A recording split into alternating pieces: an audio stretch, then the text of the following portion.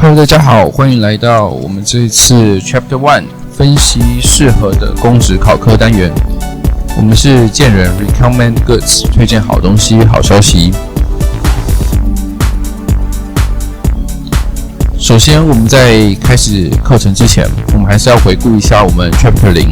所提及到的一些重要的观念。有3件事情，第一个是完成清单、工作清单，还有待办清单。这3件事情所反映的重点就是，做完的事情要有反馈价值，正在做的事情要有明确的目标性。随着计划进行，未来要做的事必须呈现简化趋势。这是我们在准备读书计划还有准备国考中3个最重要的重点。那这堂课我们到底要带给大家什么样的内容呢？第一个就是我们会带你们了解国考的类别有哪些。第二个，适合考什么样的考试去凸显优势。再就是破解迷思，我们在这一堂课会针对所谓的退休潮到底存不存在，退休潮到底有没有参考价值，到底哪一年才是退休潮，带大家去了解退休潮这件事情。最后呢，我们会带大家选择考试的类别，了解有哪些参考的指标，哪些数据是够客观可以参考的。首先呢是国考的种类，公务人员考试分为高考、补考、初等、特种考试等。那因为这次的课程呢，我们主要还是针对能够速成、快速上榜作为主要的方向，所以呢，在后面列表的部分会针对初等、五等或者是左期特考这种选择题类型的考科，门槛比较低的考科去做简介。当然，大部分的这些笔记方式也是适用于其他各类型的考试，只是说这次课程的预备对象可以用比较低的门槛进入公部门，后续在未来的规划里面再利用升等考试做升等的动作，一样可以达到高普考的职等。那除了公务人员考试之外，国营事业考试一样是一个工作相对稳定的选择，但是国营事业的员工属于广义上的公务员，所以呢，它跟公务机关的公务人员身份跟退休机制也会略有不同，但是它也是一个相对稳定的工作选择。以下是我的列表，第一个是司法特考5等，初等考、地特5等，铁路特考左级，国安局特考5等，公务特考5等，海巡特考5等，这些都是我说所谓的选择题的考科，都是考试门槛比较低，比较容易选择跨领域的考科。那我们到底适合考什么样的考试，选择什么样的考试类科，才可以凸显我的优势呢？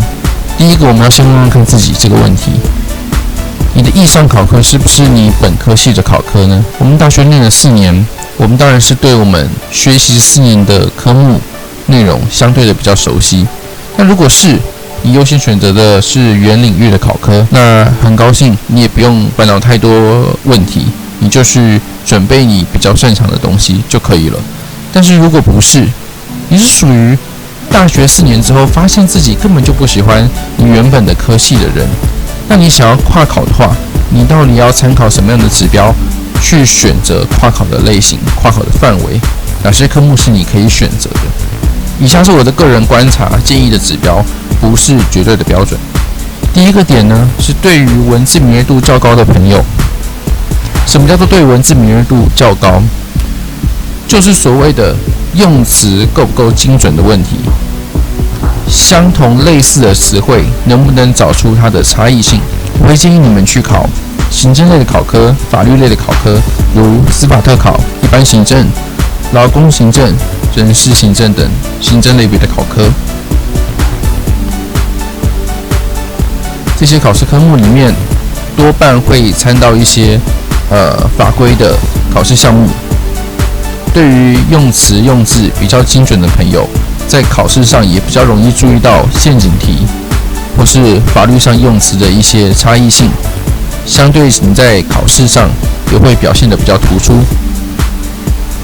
那对于数字、统计表、趋势图敏锐度较高的朋友，建议你可以优先选择统计类的考科或是会计类的考科，如财税行政、金融保险、会计或是统计。那如果你是对工程、物理、电子相关学科表现比较突出的朋友，可以建议你们去考机械工程、机检工程、电力工程、电子工程跟土木工程等等工程类的考科，比较容易做跨考的动作。那破解迷思，到底什么是退休潮？我们可以上网 Google， 随便都可以 Google 到一大堆退休潮的新闻。但是很神奇的是，拿这个国营事业招考退休潮来举例，你会发现2017年、2018年、2019年、2020年都有所谓的国营事业退休潮，还是说退休潮确实存在呢？到底是什么？我们可以看到，我举个例，我拿中油、台水、台电、台糖来做举例。中油在1946年成立，台水在1973年成立，台糖在1946年，台电也是在1946年成立。也就是说，中油、台电、台糖都是在同一年成立的。当时的时空背景，要么就是高中职毕业之后就开始考公职，要么就是大学毕业以后开始考公职。我们可以取一个中间值的年龄，21岁。那当时适用的退休制度是75制，也就是说，你的退休年资以及你的退休年龄加起来要是75，那就可以退休。也就是说，21岁进入公职的人，最快是27年可以退休，也就是所谓的48岁，他刚好退休年资加上年龄就会是75。也就是说，我们可以推得27年后，就是1946年加27年，就是1973年会迎来第一次的退休潮。在1973年之后，每27年一循环，2001年、2029年也会有一次退休潮。那最慢呢，就是所谓的届龄退休。届龄退休的话，也就是要满65岁就必须强制退休。那届龄退休的话，就是21岁进入公职，44年就会届龄退休。也就是说，从1946年开始起算44年，1990年会迎来第一次退休潮，再经过46年，2036年会迎来一次退休潮。那如果是交错呢？复合的话就是1946年加27再加44，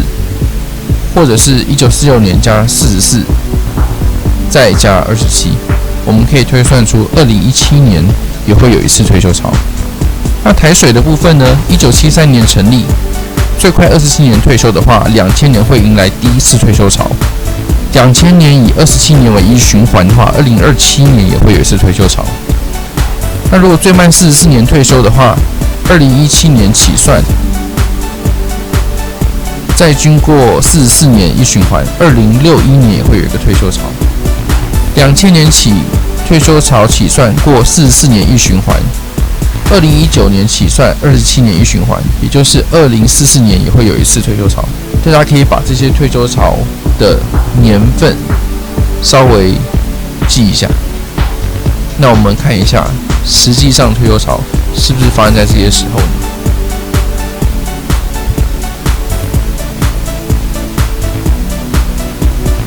回顾中油、台水从民国100年到109年的录取人数员额来看，他们的最高录取年是在106年。106年中油录取1388人，台水录取532人，也就是他们录取人数的最高峰。那我们看看106年是几年？106年就是2017年，你可以看出我们上面有算出来，1973年起退休潮起算过44年一循环，1990年起算27年一循环，2017年会迎来一次退休潮。台水的部分呢，就是1973年成立起算，44年届龄退休之后，2017年会迎来第一次退休潮。也就是说，它的确是有参考价值的，但是这些参考价值也仅仅就是参考用。你可以看得出来，我们算出了很多的数据，但是并不是所有的数据都完全符合。那除了看退休潮以外，我们难道就没有其他的参考指标可以参考了吗？也并不是这样子。我们要知道一个事实数据，就是年度开放员额及增额录取额度越高，录取分数就会越低，录取率就会越高。这个是很直观的嘛。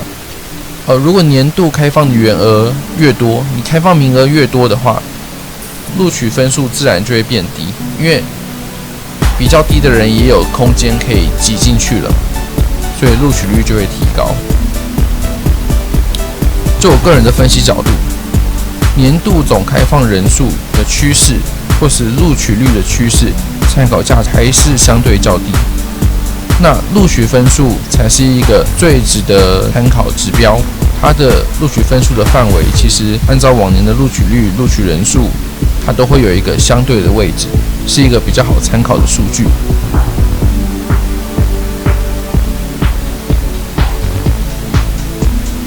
那我们来举一个例子，我曾经有协助我一位朋友，他本来是会计系，那他想要跨考非本科系，重新选定一个考试类别。那当时我们做了一些考试的数据分析，跟大家做一些分享。当时呢，他觉得自己是属于比较，因为原科系是会计系嘛，所以他也是可以对图表、数据、对统计进行跨考。那因为他也是文组的学生，所以他相对对文字上、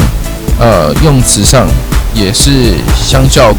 工学院的学生比较敏锐一点。所以当时我们在列出这个考试科目的时候，我们把图书资讯管理、财税行政、经建行政、地政、会计、劳工行政、社会行政、依然行政通通罗列出来。第二个呢，就是看他的考试科目，哪些科目是他比较可以接受的。当然这是一个比较粗浅的判断，没有实际去翻阅这些书。再来就是看他的录取率，历年的录取率。我们看到图书资讯管理录取率在1%到2%之间平稳的前进。财税行政的部分呢是3%到5%，它依照年份有缓缓上升的趋势，所以我写平上波动。经建行政的话是2%到3%缓缓上升，地政的话是3%到4%缓缓上升，会计的话是2%到3%，上升趋势幅度相较没有那么平缓，但也不是非常剧烈。劳工行政的部分是4%到5%，它录取率比较高，但是缓缓上升的趋势也是比较平缓的。社会行政跟一般行政的部分大概就是落在2%、2%到3%，一个稳定的录取率，没有什么太大的波动。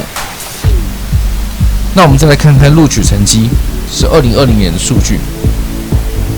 所以我们最后就选定了3个科目去做深度的考量。第一个是财税行政，因为他是非会计系，他想跨考嘛，他不想再考会计了，所以呢，他就选了一个财税行政，是属于比较偏图表、数据类的考科。再就是会计跟劳工行政，会计虽然他已经练了4年，没有很喜欢，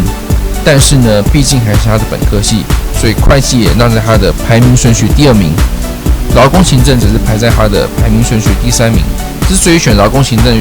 政的原因，是因为他在趴数录取率的表现上，相较于其他科目比较高，所以安排在第3顺位。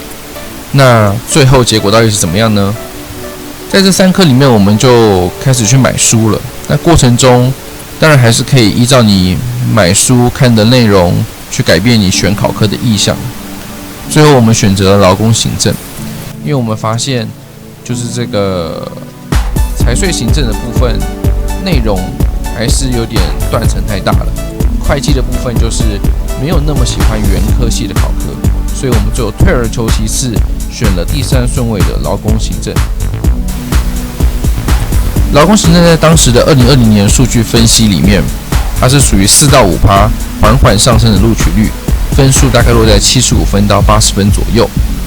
那既然已经选定了考科呢，在历届考题、模拟考题上的表现，我们就很明确的知道，至少要稳定80分以上，那么上榜的几率就很高。但如果考到80分以上，就是相对稳定可以录取的成绩。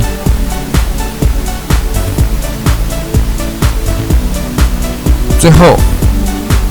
这次的准备是从2020年10月准备到2021年1月21日考试，耗时约2.5个月。这是在半工半读的情况下，不是全职考生的情况下。最后考出来是75.8分，录取标准是80.7，当然很不幸，他落榜了。但是我们依然可以从落榜成绩里面去看看我们前面做的分析正不正确，参考的指标数据是不是有到位。我们可以看到报名人数是1030人，实际到考是700人。那这个75.8分的成绩排名是落在65名，录取24人。其实你可以看到，差几分，或许你就往前了10几名、20名，或许又差几分你就录取了。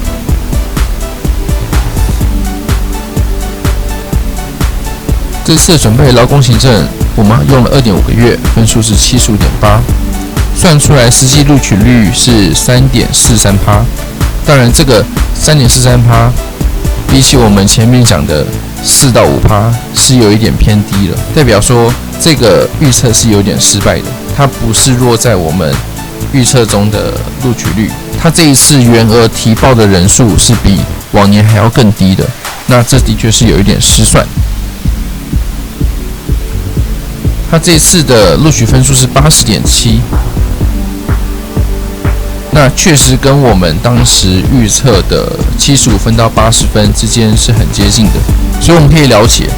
录取分数的区间是一个蛮准确的指标，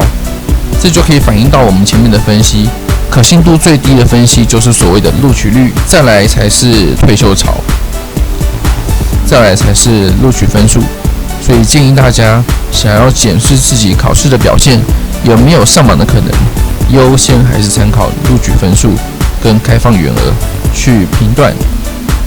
比较容易客观的判断出你准备的足不足够。